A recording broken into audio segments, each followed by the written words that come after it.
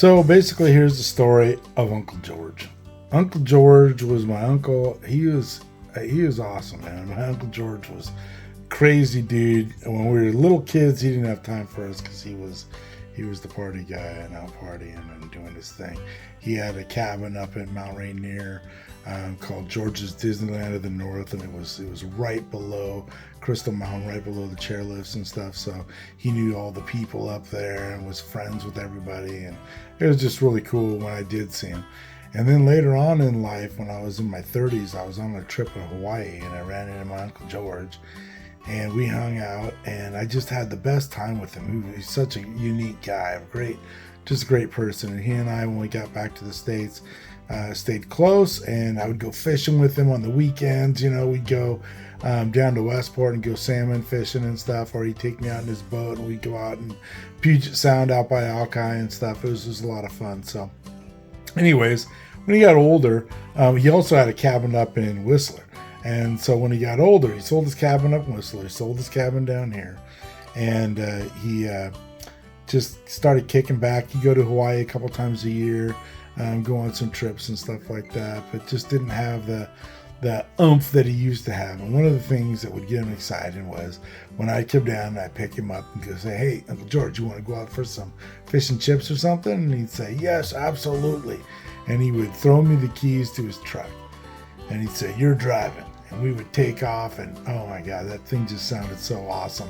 We'd take off, we'd be scooting down the road, people pull up next to us, and we'd give them the 3 count, whoop, and hit it to the next light and stuff. And it was a kick in the butt. He loved it, and it was all stock. I mean, it was a pretty fast truck. Wasn't the fastest, but it was decent. It got up and went pretty good.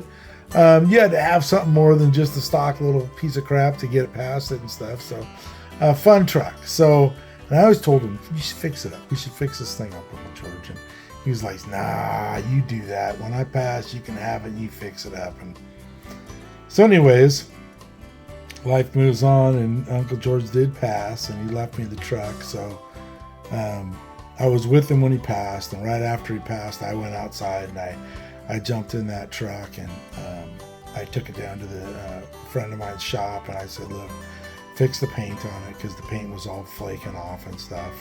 So fix the paint. And then I went home and I ordered rims and a nice hood, and got the cowl inducted hood delivered to the paint shop, and they put it on there, really nice steel one. Got some really cool stuff for it. Made it look really nice, fixed it up, put a nice stereo system in it. It was already a decent truck, and it was in good condition. He really loved that truck, so he took really good care of it. And so we did that to it, and took it down to the his eulogy and the remembrance, and all of his friends came by and they saw it and they just loved it. They were just like, "Oh my gosh, this is amazing. We love this truck. Oh, look what you've done with it." He would have loved it and stuff. And I wanted to take it to their house and do a burn off on the street, but I couldn't do that because it's all-wheel drive. And if you've ever tried to burn off on an all-wheel drive truck before, it ain't happening. Not unless you got some powers. You gotta have power. You gotta power. So I'm thinking supercharger. Supercharger would be awesome. I want to have power all the way through. I want it to be a fun truck car to drive. I don't want to have to build boost or anything like that. I just want to be able to get on it and have it go. So I'm thinking supercharger for just the raw animalistic power.